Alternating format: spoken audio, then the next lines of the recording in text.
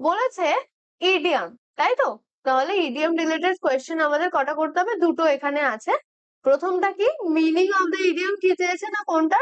Two have an axe to grind.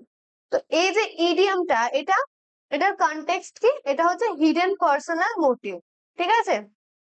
কারণ কোনো গোপনীয় পার্সোনাল মোটিভের ক্ষেত্রে আমরা এটা ব্যবহার করি কি না, to have an axe to grind.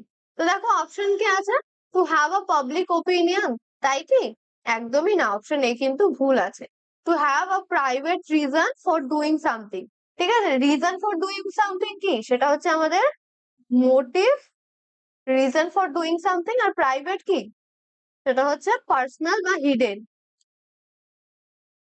তাই তো? হিডেন মোটিভ বা হিডেন পার্সোনাল মোটিভ একই ব্যাপার, তাই না?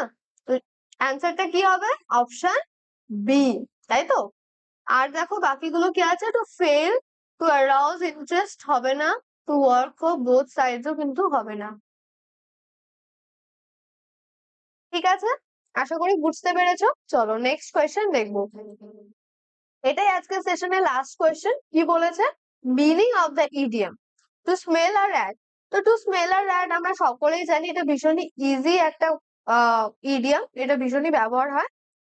টু স্মেল আ rat বলতে বোঝায় to suspect something wrong or deceitful, ঠিক আছে? To suspect something wrong or ডিসিটফুল।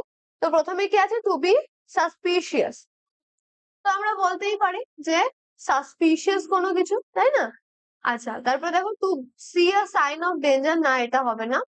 Two get a bad odour, এটাও হবে না। টু কনফার্ম আ সাসপিশন, এটাও হবে না। Option A is the correct answer. আশা করি সবাই বুঝতে পেরেছো।